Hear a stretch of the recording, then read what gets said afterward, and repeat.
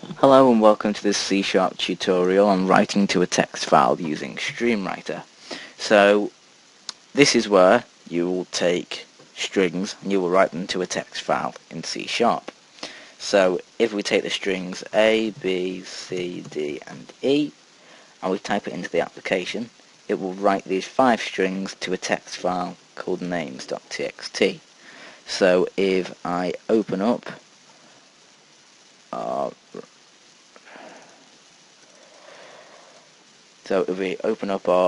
debug directory of where the application ran from, you will see we have a names.txt file in here.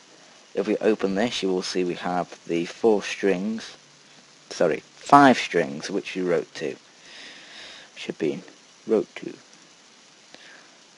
So, if you go onto the Studio VLE under Computing and Programming, if you scroll to the bottom, there's a list of coding topics.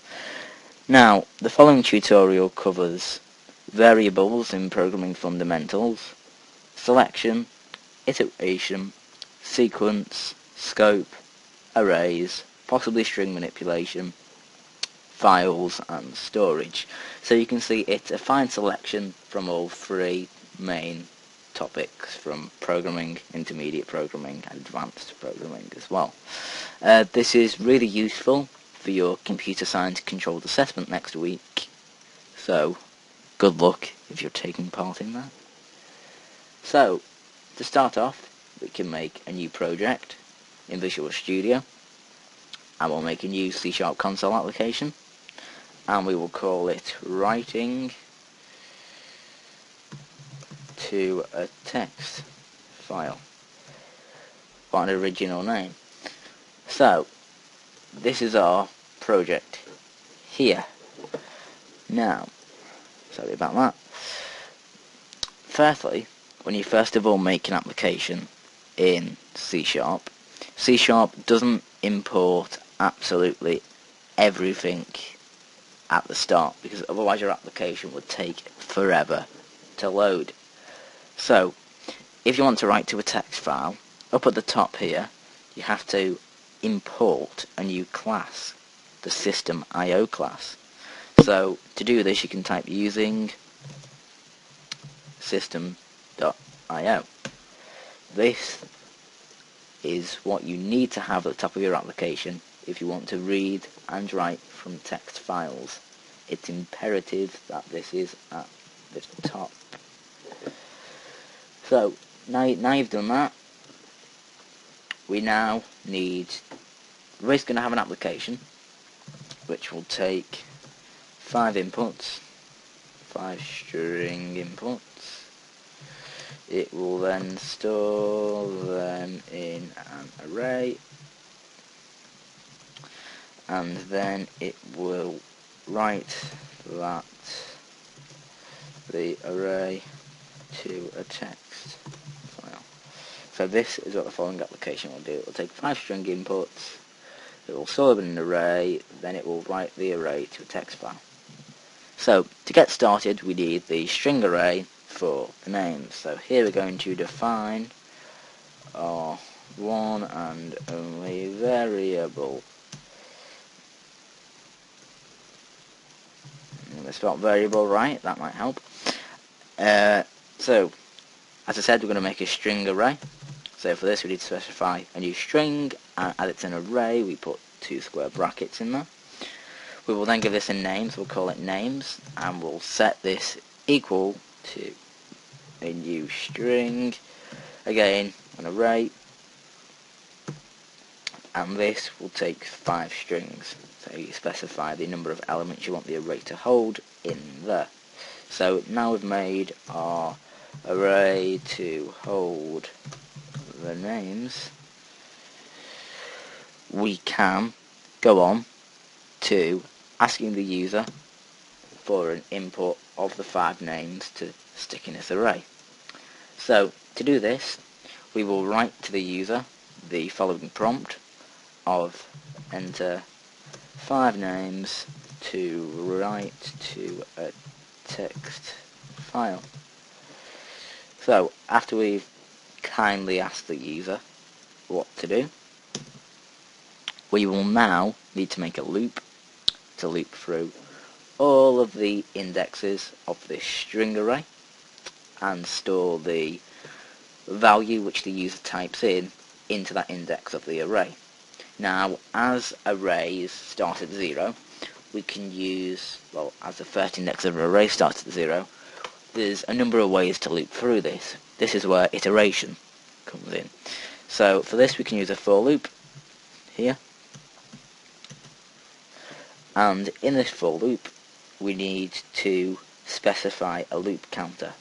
So we're going to make a new integer, we'll call it I, and we'll assign that with the value 0, and then we'll check for when I is less than 5, that's selection, and then we'll finally say I++. This is sequence order, which this is done in as well. So this will simply loop through 5 times. This will just repeat 5 times. That's shorthand for repeat whatever's in here 5 times. Basically what it's doing. So what we need to do is we need to get the names array, and at the current index of the loop, or the current loop count, so the number of times this loop was run, which starts at 0 for the first time and ends at 4 for the 5th time. So for names I, so this is where you define the index of the array, and as we've got a loop count which we set up here, we can put that in there. So we'll set the value of the array names at the index of I, so our current loop count, equal to console.read line. So this will do what we want it to, and this will ask the user 5 times for 5 names, and it will store them in the array index 0 to 5. So now we've got the array full of information, or full of strings of names, we will now write this array to a text file. So this is the important bit. So this is how you write to a text file. First of all, you use something called StreamWriter, and it's an object which allows you to write to a text file. So to create an object, you do StreamWriter object. You do StreamWriter. I'm going to give it a name, so I'll call it SW equals new StreamWriter. There we go, so we've now made a StreamWriter called SW. Now that's good, but we need to tell the StreamWriter where on earth this text file is which we want it to write to. So in the 2 brackets here, we can put the @ symbol. This basically denotes our current working directory. We can then do double quotes, and then we can now type in here names.txt. So this will tell it to write to the names.txt file in our debug directory, which is here. So as we've not run the program, there's no names.txt file in here at the current moment in time. So after we've made our StreamWriter, we now need to run another loop exactly the same as this one here, but instead of setting a value in the names array, we need to retrieve a value from the names array and write it to the text file. So we could just copy and paste this, but for practice I advise you write it out. So for another integer of I, now you may be wondering why I can use I again and that doesn't cause an error. Well, it's due to scope, and that if we make a variable in a for loop, it is only accessible inside that for loop. So for example, we couldn't reference I out of here because I is only valid in this section of code here inside the for loop. So it's fine to reuse it again, and we'll do the same thing while I is less than 5, and then we'll add 1 to I++. So squiggly brackets. So this code, exactly the same as here, will repeat 5 times as well. So we're now going to do StreamWriter, so SW, the StreamWriter which we've defined up here, and we're giving it the name of SW. We'll reference that. Then we'll do dot, and we'll do write line. So this is basically exactly the same as console.writeLine, but instead of outputting it to the console so the user can see it, it it writes it to the text file instead. So inside here we will put our names array and the I index as well. So this is our current loop count. Again, start at 0, goes to 4, there's your 5 string arrays, 5 string elements out of the array, which will be written to the text file. Now there's one last final thing we need to do. We need to do sw.close. This will close our text file. The reason for this is when you open a text file in any application or even in a coding language like C# using StreamWriter, you take control over that file. You basically lock the file and no other applications can modify this file as you've got control of it. So this means that we've got to close it at the end so we can open up the file and see the changes made. If we don't close it, the changes will simply not be written to the file and we would have wasted all of that because we didn't close the file. So let's test out the application. We'll hit start, it comes up and it asks us for the prompt of entering 5 names to write to a text file. So I will open up the debug directory which the application is running from, which will be just up here so you can see it. So here I will type in A, B, C, D and E.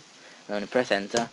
That should close as it has, and you will see in the debug directory here where the application was running from, a new file has been created called names.txt. If we double click on this to open it, you will see inside here is A, B, C, D and E. To prove this is working and then it will overwrite it, we can run it again and we can write Dan, James, Ben, Kerridig and Joe, and if we open up the file we will see Dan, James, Ben, Kerridig and Joe. So this is working to write to a text file. So in the next tutorial you will learn how to read from a text file and assign it to the array. It's basically the exact same process as this but just in reverse order. So this code will be available on Pastebin. There'll be a link in the description for this. However, I do advise you to brush up on all other aspects of C# as well before the control assessment, and good luck if you are taking part in it. Again, as always, feel free to leave any comments, anything you'd like to see me do. Feel free to leave a comment and I will explore it for you. Thank you very much for watching this tutorial. Goodbye.